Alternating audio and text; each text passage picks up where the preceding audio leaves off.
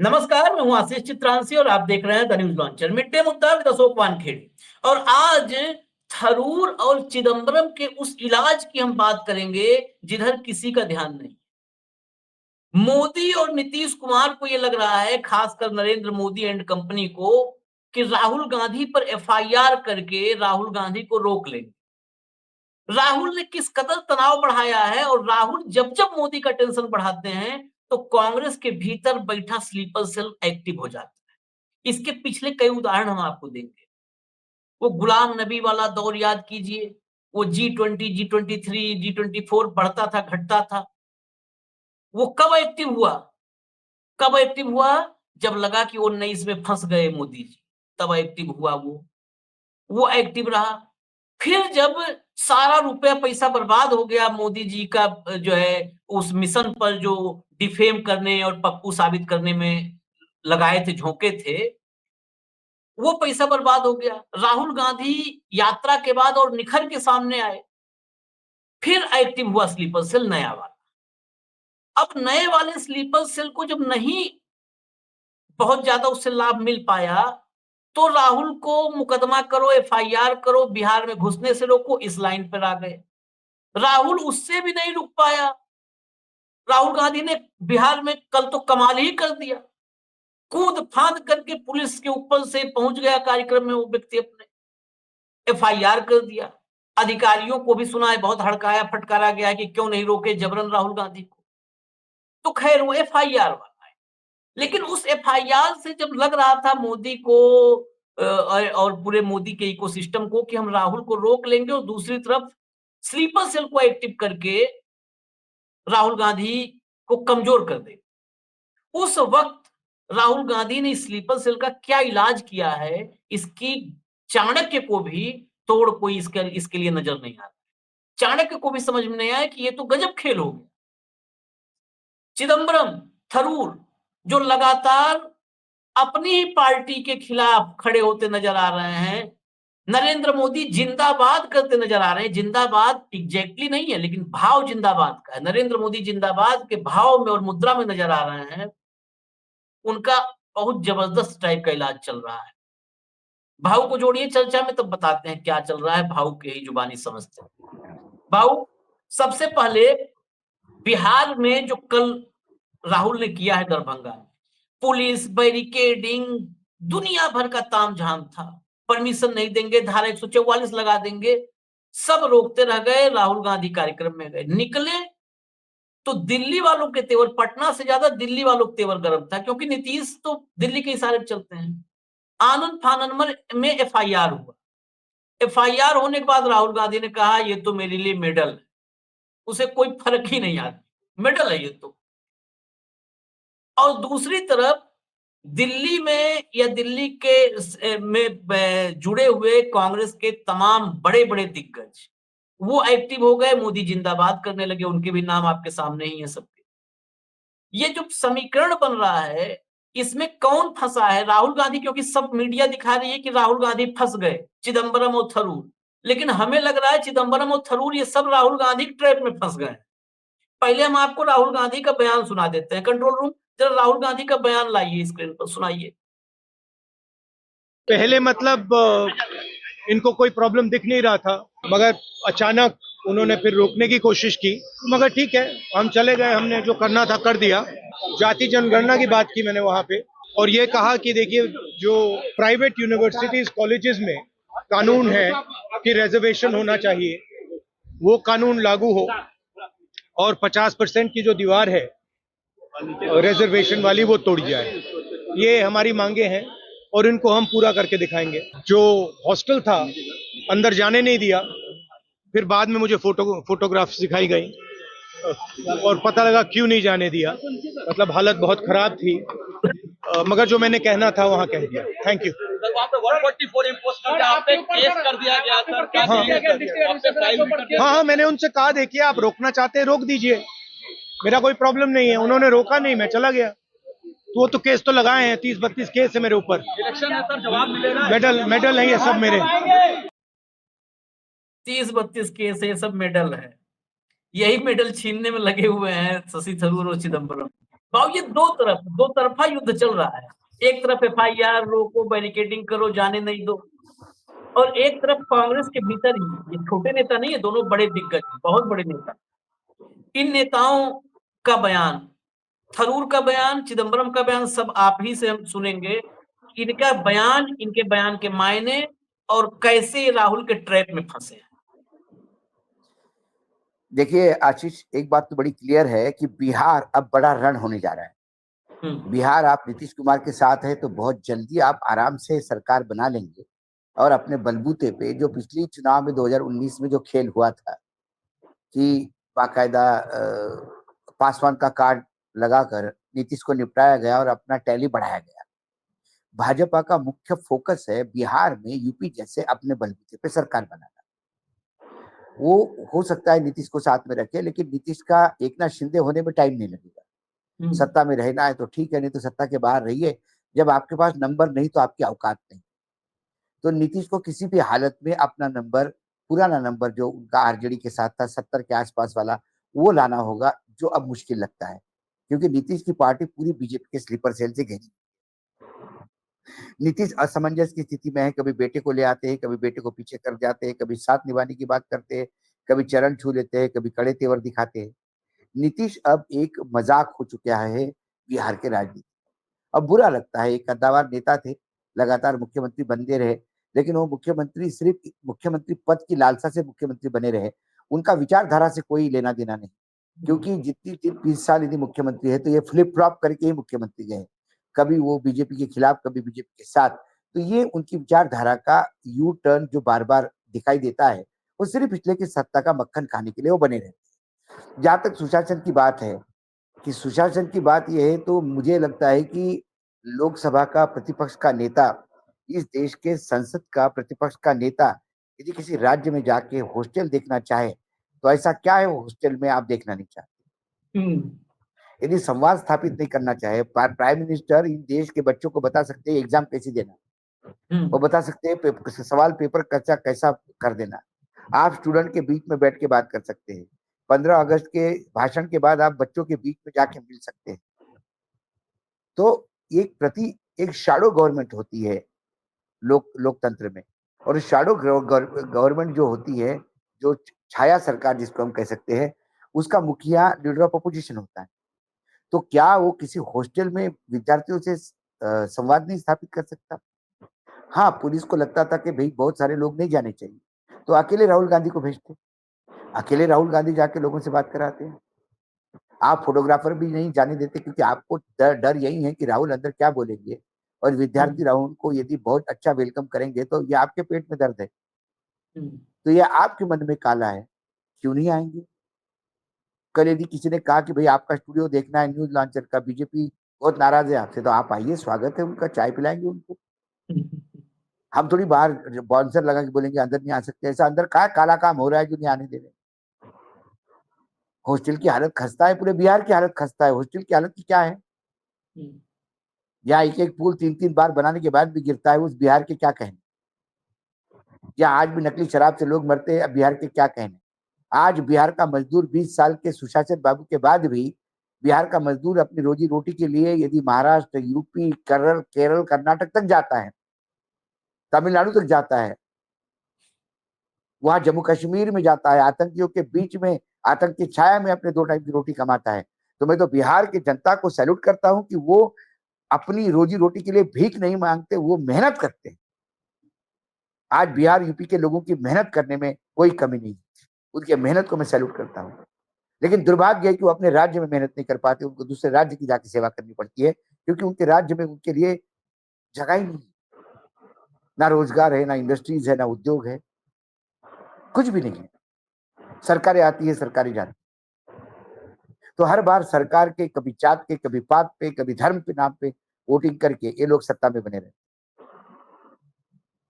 क्या आरजेडी और जनता दल यूनाइटेड के सरकार ने अच्छे काम नहीं किए? क्या जातिगत जनगणना सर्वे, जिसको समझने के लिए केंद्र सरकार को सालों लग गए, और अब जाके उन्होंने घोषणा कर दी कि हम करेंगे, लेकिन कब करेंगे ये भगवान मालूम है। लेकिन जिस बिहार में जातिगत जनगणना का सर्वे हो रहा था, तो कोर्ट में कौन गया? इसके खिलाफ कौन बयानबाजी कर रहा था? बीजेपी बयानबाजी कर रही।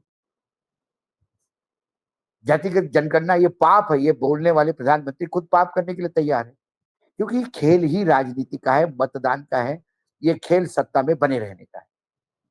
राहुल गांधी विद्यार्थियों से संवाद स्थापित करना चाहते थे, उन्होंने कोई तिरंगा यात्रा नहीं निकाली, उन्होंने संवाद निकाली थी। और 65 नेता विद्यार्थियों से संवाद करेंगे, हॉल में करेंगे या उनके कॉलेज में जाके करेंगे, खुला खेल है।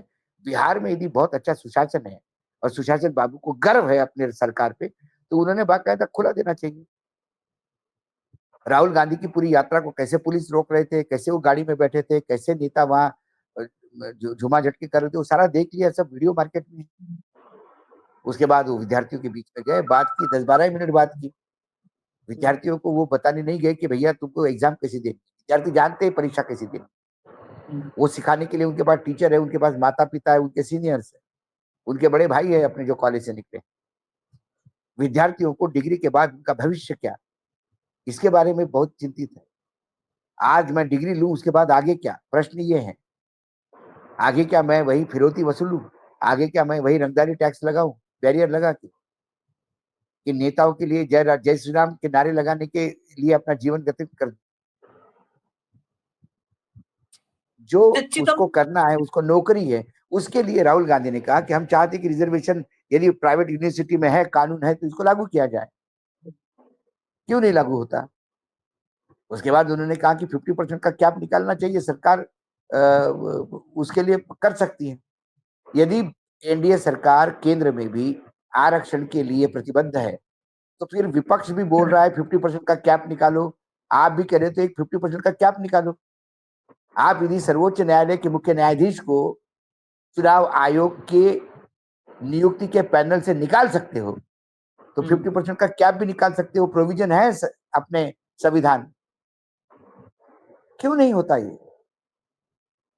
तो राहुल गांधी ने जो सवाल उठाया वो किया, उनको लगा एफआईआर तो हम तो बोलते मेडल जैसे है। क्योंकि जब सरकार एफआईआर करती है, क्योंकि आपने कोई बहुत बड़ा कोई ऐसा काम नहीं किया देशद्रोह का। एफआईआर तो उस पर नहीं हो रही थी जिसने हमारी जो बहन है आर्मी में, सोफिया कुरैशी, उसके खिलाफ, जिसने उसको आतंकी की बहन कहा, उसके खिलाफ तो एफआईआर नहीं हुई। न्यायपालिका को इंटरवेंट करके एफआईआर करनी पड़ी। तब प्रशासन कहां गया था? प्रशासन, यदि इतना कमजोर प्रशासन है मध्य प्रदेश का, तो इस्तीफा देके निकल जाना चाहिए मोहन यादव को। तब कलेक्टर कमिश्नर ने एफआईआर क्यों नहीं दर्ज करी? इंदौर के कलेक्टर ने, जिसके अंडर महू आता है, उसने क्यों एफआईआर दर्ज नहीं की? न्यायालय को कहना पड़ता है एफआईआर करो। यदि एफआईआर का इतना ही आपको, बिल्कुल एफआईआर करने में इतने आप तत्पर है, तो जिन लड़कियों ने आरोप लगाए थे ब्रिजभूषण शरण सिंह पर कि ने हमारा शारीरिक शोषण किया, और आरोप लगाने वाली डेकोरेटेड हमारी बहनें थी जो ओलंपिक में मेडल लेके आई, देश का नाम ऊंचा करके आई, उसका एफआईआर के लिए उसको सुप्रीम कोर्ट गुहार लगानी पड़ी। लेकिन केंद्र सरकार के आधीन है दिल्ली पुलिस, उन्होंने एफआईआर नहीं की। जहां एफआईआर करना चाहिए वहां कन्नी काटते हैं, क्योंकि आपके लोग अटके हुए होते हैं। वहां विजय शाह था या शरण सिंह था, और राहुल गांधी के ऊपर तुरंत एफआईआर रद्द की क्योंकि उन्होंने वो धारा तोड़ दी। ठीक है, उन्होंने कहा कि मेरे लिए तगमों के लिए है। वर्तमान में जो सरकार चल रही है केंद्र में, जो दमनकारी है, आप बताइए, गुजरात में गुजरात समाचार एक अखबार है, उस अखबार के ऊपर कल रात को ईडी एक्टिव हो गई। करीब करीब 20-25 घंटे इनकम टैक्स ने रगड़ा।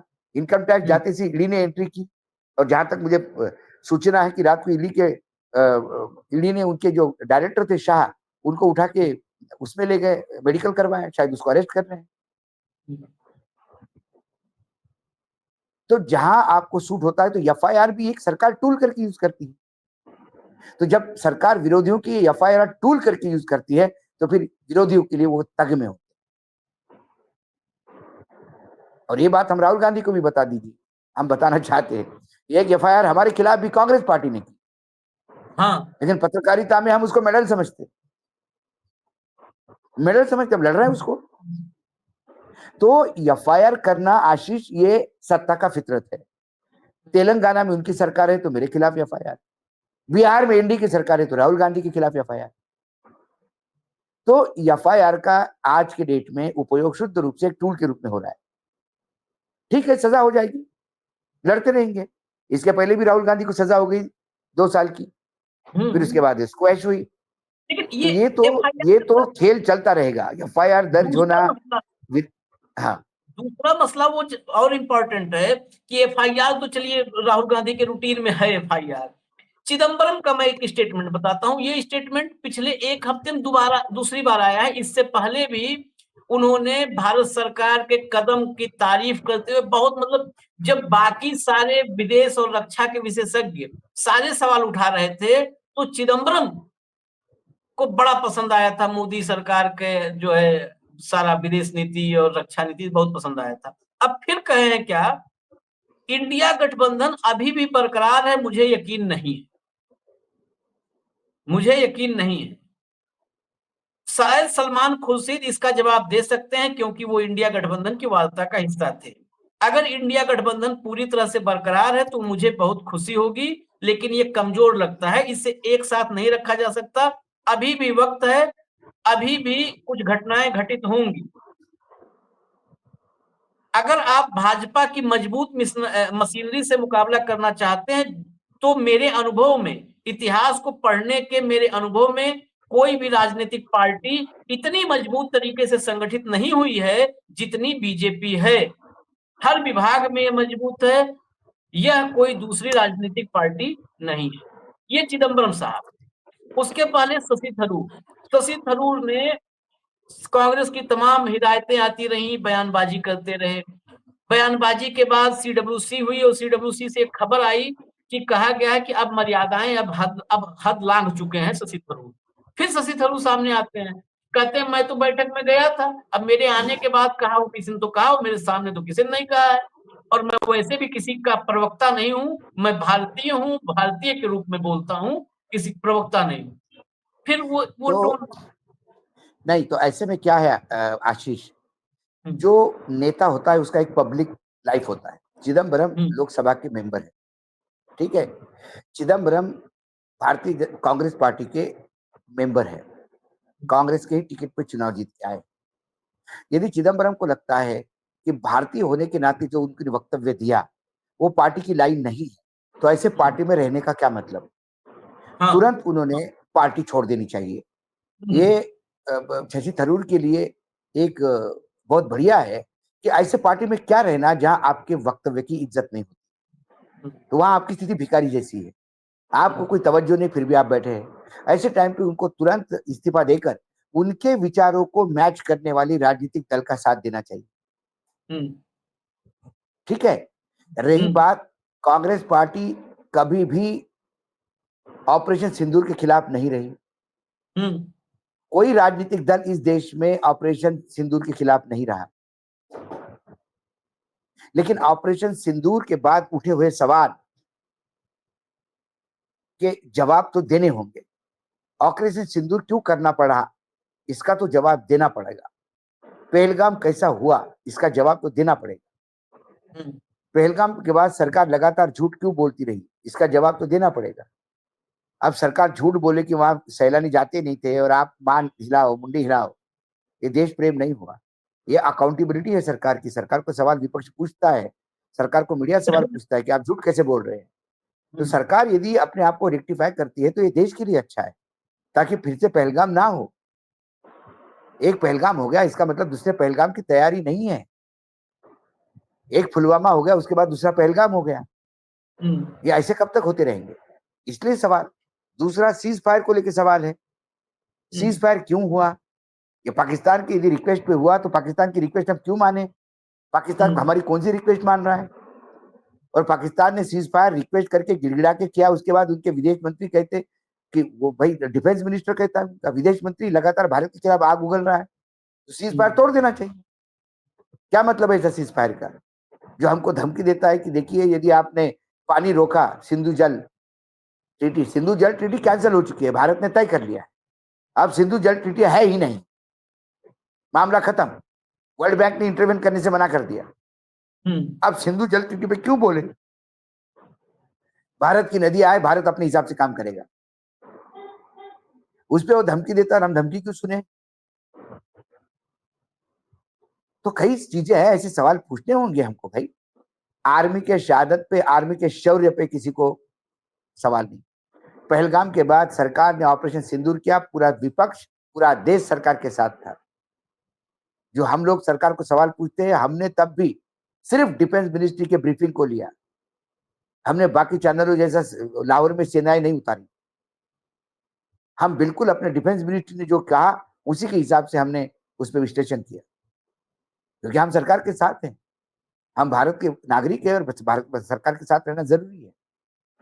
लेकिन फिर सरकार पे सवाल पूछना सब कुछ होने के बाद, ये तो गलत माना जाएगा ना। अमेरिका का राष्ट्रपति कुछ कहता है, उस पर तो सवाल उठेगा। कोई आयरा गहरा नत्थु खैरा तो नहीं कह रहा है। अमेरिका का राष्ट्रपति कहता है कि मैंने संधि करवाई, हम पूछेंगे तो सरकार को स्थिति क्या है जरा क्लियर करें। वो एक बार नहीं 2 बार कहता है। वो ट्रेड को वॉर कहता है कि मैंने ट्रेड को टूल करके उपयोग किया। वो कहता है हम 0 टैरिफ पे एग्री हो गए। हमको तमाम चीजें देनी चाहिए, क्योंकि कल अमेरिका का एग्रीकल्चर प्रोड्यूस यदि मेरे देश में आता है तो मैं मर जाऊंगा, मेरा देश का किसान रास्ते पे आ जाएगा। वैसे बेचारे इतने दिन तक घाटे का धंधा करके देश को अनाज दे रहा है। तो कई भारत के भविष्य को लेके कई चिंता हम नहीं, भारतीय नहीं करेंगे तो कौन करेगा? पाकिस्तान, बांग्लादेश, लंका, टर्की इनसे अपेक्षा करेंगे। लेकिन बड़ी अजीब सवाल है, सरकार को सवाल पूछते से देशद्रोही हो जाता है। तो सरकार कोई भगवान तो नहीं ना, सरकार की अकाउंटेबिलिटी है। और अकाउंटेबिलिटी किसको कहते हैं? जवाब देने पे। शशि थरूर को लगता है कि सवाल पूछने से गलत है तो ठीक है, अरे आपके व्यक्तिगत विचार आपके पार्टी से मेल नहीं खाते तो पार्टी में रहते क्यों? जहां तक कांग्रेस का सवाल है, कांग्रेस ने अच्छी रणनीति की, वो इसको निकालेंगे नहीं, क्योंकि निकालेंगे तो इसकी सदस्यता बरकरार रहेगी। हाँ। और ये मक्खन भी खाना चाहता है संसद बनने का, और विरोध भी करना चाहता है, तो इसको गद्दारी कहते हैं। तो ठीक है, कांग्रेस में क्या कमी है क्या? 2 और सही। Congress is full of BJP sleeper cell, हम बार बार कहते हैं। जहां पार्टी के जो सर्वोच्च जो नीति निर्धारण करने वाले लोग हैं, उसमें ही 10 से ज्यादा स्लीपर सेल होंगे। पार्टी के जनरल सेक्रेटरियों में स्लीपर सेल है। तो 2 और से क्या फर्क पड़ता है? राहुल गांधी तो मुझे लगता है कि कल सारे स्लीपर चले गए तो राहुल गांधी राजनीति नहीं कर पाएंगे, क्योंकि राहुल गांधी जी को अब, हाँ, राहुल गांधी को अब स्लीपर सेल के साथ राजनीति करने में ही मजा आ रही शायद। तो चिदम्बरम तो ये बोलेंगे। देखिए, चिदम्बरम को पार्टी ने क्या नहीं दिया? चिदम्बरम को दिया, उसके बेटे को दिया। अब हुआ ये कि जो आपने अकूट संपत्ति इकट्ठा की है, कहीं ना कहीं ईडी का डर है, सीबीआई का डर है। उम्र देखो चिदम्बरम की क्या हो गई है। अब इस उम्र में तो वन प्रस्थान होते हैं, क्योंकि अब आजकल तो सनातन की भाषा करते हैं। हाँ, तो जब आपकी ये उम्र, मैंने कहा ना कि जब 80 साल प्लस हो गए तो आपको घर बैठना चाहिए। लेकिन आपको ये पता है कि आप घर बैठ के रहोगे तो आपकी ये सारी संपत्ति सीज हो जाएगी, आपके केसेस खुल जाएंगे। तो इसीलिए अब बचा हुआ कमाया हुआ माल आपको यही बोलते हुए करना है कि मोदी जी जिंदाबाद, मोदी जी जिंदाबाद कर करके ही आप यही कह के आप बाकी बची हुई जिंदगी आराम से, जैसा लोग कहते हैं ना कि आप बुढ़ापा आ गया, आप क्या राम का नाम लेते हुए अंतिम समय का इंतजार करेंगे, तो ये मोदी जी का नाम लेके अंतिम समय तक इंतजार करेंगे, ताकि अपना बेटा सेफ रहे, अपना जो कमाया हुआ वो सेफ रहे।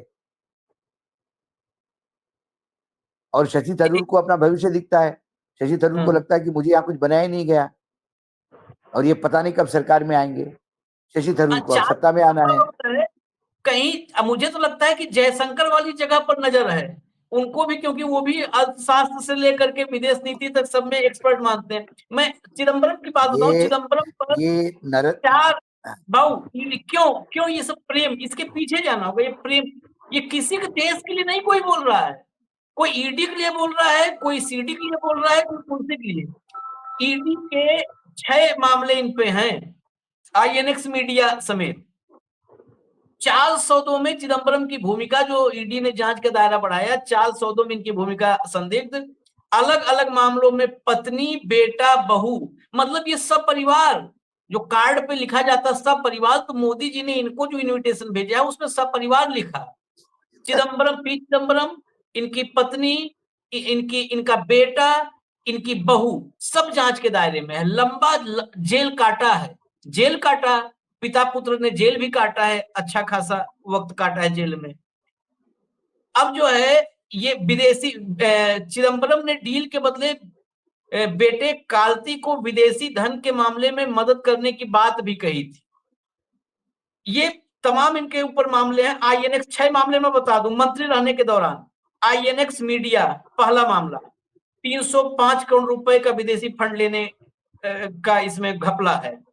शारदा चिट फंड में 1.4 करोड़ रुपए की रिश्वत का आरोप है इन्हीं पर, जो इनकी पत्नी पर, नलिनी पर, दूसरा मामला। तीसरा काला धन मामले में पत्नी बेटे बहु आरोपी, इन पर 2015 में जो है आरोप दर्ज हुआ। मद्रास हाई कोर्ट में 2018 में आईटी विभाग द्वारा केस चलाने का आदेश रद्द किए गए थे। इसमें पत्नी नलिनी, बेटे कार्ति और बहू श्रीनिधि पर काला धन का मामला है। एयरसेल मैक्सिस सौदा में 3500 करोड़ रुपए की डील अकेले पास कर दी, ये मामला एयरसेल और मैक्सिस का है। एविएशन घोटाले में 1250 करोड़ रुपए के लाभ का आरोप है, एविएशन घोटाला है। इशरत जहां केस में हलफनामे में छेड़छाड़, ये तो दिल के करीब है मोदी और शाह के। इशरत जहां केस, जिसकी वजह से बेचारे जो है अमित शाह वो हुए, तड़ीपार हुए। तो इशरत जहां केस में हलफनामे में छेड़छाड़ का आरोप है। उसके बाद सीबीआई जो है, हाँ ये 6 मामले, टोटल 6 मामले इन पर हैं। अब ये 6 मामले के बाद इनको इंडिया अलायंस, ये देखिए ये कार्टून मैंने 6 साल पुराना कार्टून निकाला है ये दिखाने के लिए। ये दीवार पर चिदम्बरम का घर है, पी चिदम्बरम सांसद आवास है। हालांकि उस वक्त राज्यसभा सांसद थे 6 साल पहले, अब तो बेटा लोकसभा में है, तो ये घर पे हैं, बीजेपी को मजबूत कर रहा है। यहाँ पर देखिए आप, लिखा है सदस्यता फॉर्म भाजपा, और ईडी वाले हैं, और ईडी का अफसर कह रहा अब कोई आरोप नहीं लगा सकता कि हमने उन्हें बचाव का मौका नहीं दिया। ये सदस्यता फॉर्म लगा करके कह रहे हैं कि अब आप अगर इस सदस्यता फॉर्म, अब भाई बचाव का हम मौका दे रहे हैं ना, सदस्यता फॉर्म आपके घर के बाहर चस्पा कर दिए हैं, अब आपकी इच्छा है कि सदस्यता फॉर्म पर साइन कर दे, सदस्यता ले ले, बचाव का मौका दिया ईडी ने। अब ये कोई नहीं कह सकता कि हमने चिदम्बरम को बचाव का मौका नहीं दिया, उनके घर के बाहर भाजपा का सदस्यता फॉर्म लगा दिया गया। ये फॉर्म मुझे लगता है 6 साल पहले का कार्टून है, आज क्यों दिखा रहे? वो फॉर्म मुझे लगता है चिदम्बरम ने देख लिया बाहर, उनके मुझे लगता है फ्रंट डोर के बजाय पिछवाड़े में चिपकाया था, वहां पर पीछे वाली दीवार पे। वो अब गए होंगे पीछे वाली दीवार पे, देखे होंगे कि ये तो बहुत पहले बचाव का मौका दे रखा था, इसीलिए शायद अब एक्टिव हुए हैं चिदम्बरम कि ये तो भाई ऑफर था पहले से। अब इंडिया अलायंस कमजोर है, बीजेपी मजबूत है, बीजेपी से ताकतवर कोई पार्टी नहीं है। दूसरा, शशि थरूर मुख्यमंत्री बनना है या विदेश मंत्री बनना है, उनकी भी महत्वाकांक्षा है। बाबू, इनकी महत्वाकांक्षाओं पर आपने जो कहा, जो कि ये इलाज कोई समझ नहीं पाया राहुल का, अगर कांग्रेस निकाल देती है इन्हें, तब तो इनके लिए ओपन एकदम हो गया दरवाजा, भाजपा का दंड से एंट्री मारे। कांग्रेस में क्यों? क्योंकि बहुत सारे मीडिया हाउस, ये हम विषय लेके आए, बहुत सारे गोदी चैनल चला रहे हैं कि कांग्रेस में बगावत, कांग्रेसी भाजपा की तारीफ कर रहे हैं, राहुल गांधी को झटका। इस झटके के बावजूद नहीं निकाले जाने के पीछे असली वजह क्या यही नहीं है कि इनको इसी पार्टी में रह के एक्सपोज करो, इनको मौका नहीं दो, अगर पार्टी खुद छोड़ के जाएंगे तो 4 साल अभी लोकसभा कार्यकाल है, कार्ति चिदम्बरम भी पैदल और शशि थरूर भी पैदल हो जाएंगे। यही यही यही कारण है कि वो यही रह के घुन जैसे ये एक्सपोज हो रहे हैं। इनका कोई हाँ। उपयोग भी नहीं ले रही पार्टी, क्योंकि चिदम्बरम का बहुत उपयोग लिया। चिदम्बरम ने क्या क्या मतलब कांग्रेस के लिए भी ये सबक है। बीजेपी ने कांग्रेस को बताया कि तुम्हारी नेता कितनी भ्रष्ट है, कितना पैसा खा गए तुम्हारे आंखों के नीचे। हो सकता है इसमें से कई लोग हाईकमान को भी मालूम नहीं, जो नीचे नीचे खेल हो गए होंगे। और कांग्रेस में तो ऐसे खेल हमेशा होते रहे हैं। अब छत्तीसगढ़ देखिए, एक एक केस खुल रहे हैं, ऊपर पता भी नहीं होगा कि बघेल साहब ने एक खेल किए नीचे। तो कुल मिला के यदि देखा जाए तो कांग्रेस की स्ट्रेटेजी ठीक है, तुम बोलते रहिए जितना बोलना है, पार्टी के साथ बैठे रहिए, पार्टी के व्हिप के अनुसार वो मतदान कीजिए, ये सब मजबूरी है आपकी। क्योंकि आपके मन हाँ। के विचार जो है वो आपकी मन की बात उनके मन की बात से टैली होती है। लेकिन यहाँ कांग्रेस के जन की बात से आपको मजबूरी में साथ देना होगा, क्योंकि आपको मक्खन भी खाना है सांसद बनने का। हाँ। और यदि आपके विचार निजी है और वो पार्टी के साथ मेल नहीं खाते, तो पार्टी छोड़ देनी चाहिए।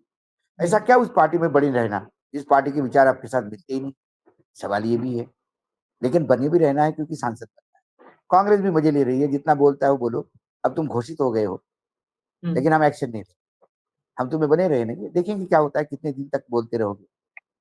अगले चुनाव में टिकट नहीं मिलेगा तो बीजेपी का टिकट ले लोगे।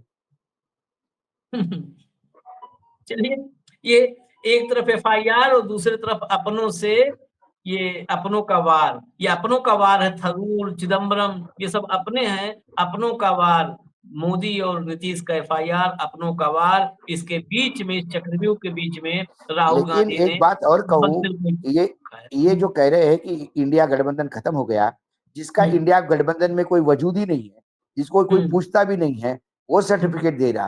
लेकिन इंडिया गठबंधन का जो हिस्सा है, अभी बिहार में चुनाव है तो आरजेडी वो इंडिया गठबंधन के साथ है। यूपी में जिसके पास सबसे ज्यादा मेंबर ऑफ पार्लियामेंट है कांग्रेस के बाद, वो पार्टी इंडिया गठबंधन के साथ है। शरद पवार इंडिया गठबंधन के साथ है, उद्धव ठाकरे इंडिया गठबंधन के साथ है, स्टालिन इंडिया गठबंधन के साथ है। इंडिया गठबंधन में छेद कहाँ है? इंडिया गठबंधन में बिखर कहाँ गया है? चिदम्बरम का यही चश्मे का नंबर बदलना चाहिए, क्योंकि इंडिया चिदम्बरम घर गठबंधन बैठे हुए, है। चिदम्बरम है क्योंकि चिदम्बरम हाशिए पे गए हैं। चिदम्बरम अपने चेन्नई में बैठ के, अपने घर में बैठ के, दिल्ली में जहां भी बैठे होंगे, वहां बैठ के उनको कोई पूछता नहीं, उनको कोई बुलाता नहीं मीटिंग को। जब उनको पता ही नहीं क्या चल रहा है तो जबरिया कह दे कि इंडिया गठबंधन खत्म हो गया है। आम आदमी पार्टी और आमने सामने चुनाव लड़ने से इंडिया गठबंधन खत्म नहीं होगा, क्योंकि जब वोटिंग का समय आता है तो यही इंडिया आम आदमी पार्टी फिर इंडिया गठबंधन के साथ मिलकर बिल का अपोज भी करती है। क्योंकि कांग्रेस राष्ट्रव्यापी पार्टी है, कई राज्यों में इंटरेस्ट क्लैश होंगे, लेकिन वो उन राज्यों पूरता रहता है। और एक आम आदमी पार्टी गई तो आम आदमी पार्टी इंडिया गठबंधन नहीं थी। इंडिया गठबंधन की सबसे बड़ी ताकत आज के डेट में कांग्रेस के बाद अखिलेश है, हाँ, ममता है, उसके बाद इंडिया गठबंधन की ताकत आरजेडी है, स्टालिन है। ये है इंडिया गठबंधन। शरद पवार है, शिवसेना के उद्धव ठाकरे, इनके लोकसभा में वजूद है इनका। तो ये इंडिया गठबंधन है, तो यकीनन इंडिया गठबंधन इंटैक्ट है। नहीं, मोदी के चश्मे से अगर देखेंगे तब तो कमजोर नजर आएगा। और ये लोगों को इस समय चश्मा जो है ब्रांडेड, मोदी ब्रांड का चश्मा भिजवाया गया है, उसी से देख रहे हैं। देश को भी उसी चश्मे से देख रहे हैं, और इंडिया अलायंस को भी उसी चश्मे से देख रहे हैं, कांग्रेस को भी उसी चश्मे से देख रहे हैं। तो उस चश्मे से देखने पर देश ही मोदी नजर आता है। तो इसीलिए आजकल मोदी जी की मजबूती का गौरवगान ये लोग कर रहे हैं। खैर, हमें इजाजत दीजिए, कल फिर आएंगे भाव के साथ। कार्यक्रम में ही होगा मिड डे मुद्दा विद अशोक वानी। नमस्कार।